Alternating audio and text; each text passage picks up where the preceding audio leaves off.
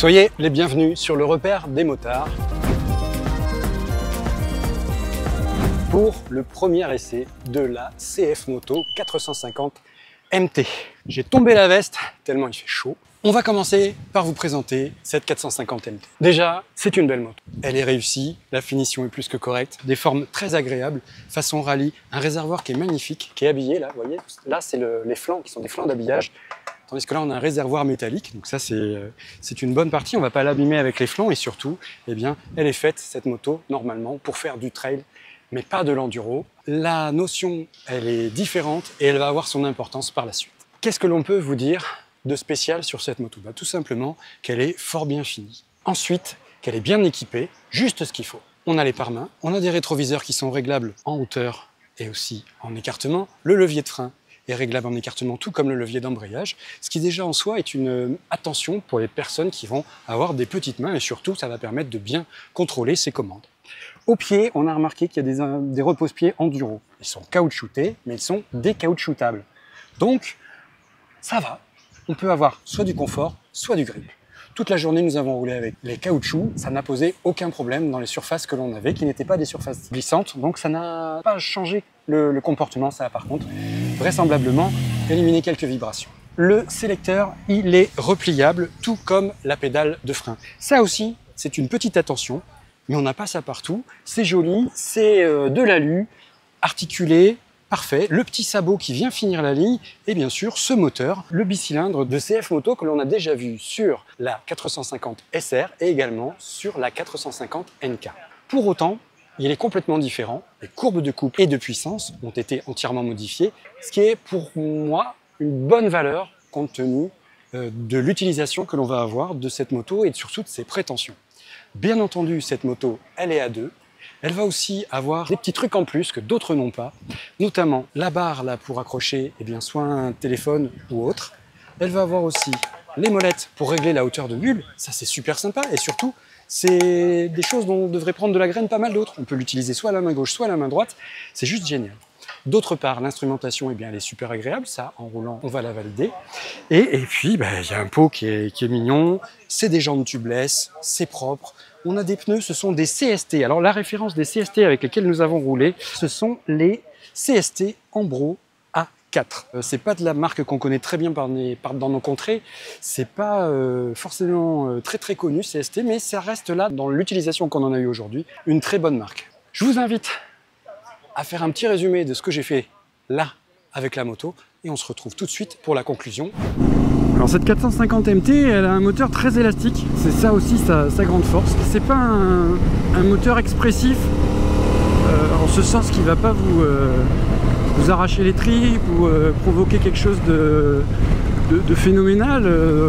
La plupart du temps, on va évoluer sur le couple, mais par contre, il reprend. Et dès qu'on va dépasser les 6000-6500 tours minute, voilà, il y a une petite envolée. Alors, quand je dis petite envolée, ça pousse, on le sent, c'est agréable. Et franchement, c'est tout à fait dans l'esprit d'un trail. D'un trail à la classique, on va dire.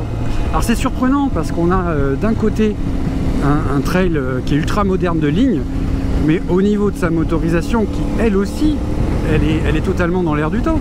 Mais dans son comportement, on retrouve ce qu'on avait vraiment perdu ces dernières années et ces derniers temps dans les trails, qui faisait une course à la puissance et quelque part à l'échalote. On avait perdu ce vrai agrément d'un moteur à tout faire, d'un moteur agréable, d'un moteur qui ne vous impose pas de taper dedans pour être efficace. Et là, c'est tout bon que l'on choisisse de rétrograder ou de repartir sur un filet de gaz. Là, on pousse un peu, voilà. Vous voyez, ça prend des tours. Alors, c'est pas phénoménal, mais par contre, les sensations de vitesse, elles sont là. Et ça, c'est aussi un point qui est très important. Il ne faut pas oublier que cette moto, elle est aussi compatible avec les permis A2, puisqu'elle fait 44 chevaux de naissance. Donc, quand on va débuter, ça va vraiment être super sympa de pouvoir entièrement exploiter le moteur et surtout ne pas arriver à ces moments où on va se retrouver dans une zone qu'on n'arrive pas à assimiler, à contrôler, à maîtriser. C'est vraiment j'allais dire son caractère principal, voilà, c'est la moto Total Control, si on pouvait reprendre ça à Honda, qui ne l'avait pas copyrighté vraiment, celle-ci elle en fait partie. le CF Moto, ils se sont pas encombrés de mode moteur. Il y a une unique fonctionnement pour le moteur et simplement l'anti-patinage qu'on peut activer ou désactiver.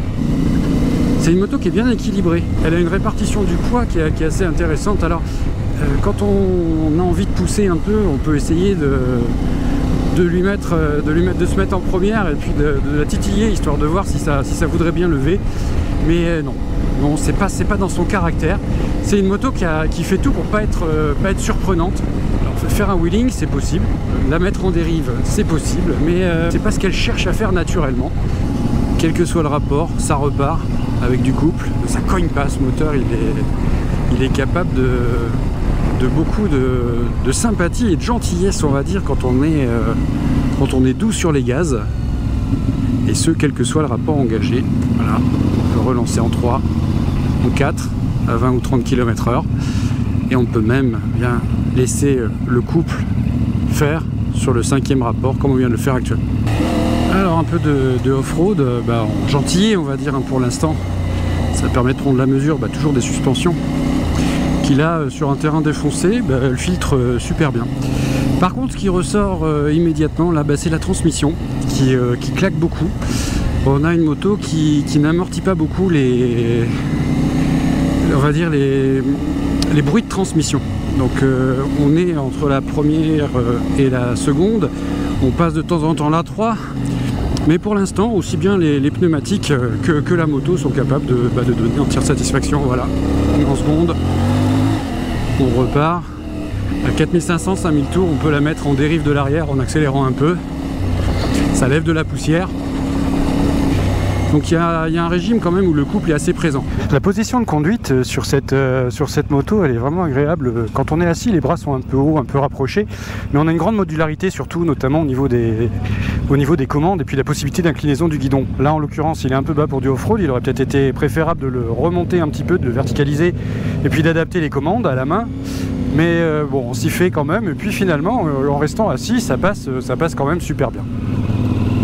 Une fois qu'on est debout, on se rend bien compte que le réservoir, il a été conçu pour ça, pour rouler une fois relevé, une fois avec les bons appuis, tels que le réclament normalement les trails. Mais c'est pas rédhibitoire. Hein, on est pas mal quand on est assis, ce qui fait dire que sur les jonctions routières, on sera très très bien. Ouh, ça secoue, mais ça passe. Donc elle est validée, cette petite CF dans l'ultra défoncé. Mais déjà avec le réglage d'origine, enfin du moins celui qu'on a là, on peut largement emprunter du chemin accidenté. C'est super agréable ce genre de moto, parce qu'on n'est pas en train d'aller trop fort. Ce qui est agréable sur cette moto, c'est que dès qu'on démarre ou dès qu'on roule, on peut très simplement et très rapidement désactiver le contrôle de traction et l'ABS à l'arrière en appuyant sur un seul bouton du Komodo. Autre point donc concernant la MT, ça va être le freinage. Ça, c'est toujours délicat le freinage quand on fait de l'enduro, parce que quel que soit le niveau, on n'a pas forcément les mêmes attentes de la part des étriers. En l'occurrence, le frein arrière, il est super agréable parce qu'il offre une très belle progressivité au départ. On va avoir une course molle, on va dire, qui va permettre de bien contrôler son freinage, et puis ça bloque très progressivement. Donc on a un excellent retour dans le levier. J'aime bien ce sentiment de ne pas avoir un truc très on-off. Cette progressivité-là, elle est active, elle participe vraiment de l'inscription de la moto en courbe, et puis du fait qu'on ne se fasse pas peur quand on arrive dans un virage. Si on veut mettre en glisse et puis provoquer une dérive, il y aura tout simplement à écraser plus fort le levier. Donc cette finesse-là, elle est vraiment bien vue. À l'avant, écoutez, ça freine vraiment bien. La direction de la moto, elle est agréable. On a un train qui se place bien. Ça cherche un peu, quand ça tape dans les cailloux, ça tape un peu.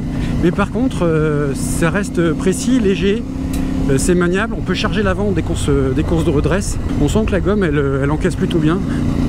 Même sans anti-patinage, la moto, elle motorise vraiment bien. Il n'y a pas un débordement de puissance, ce qui fait que ça arrive progressivement.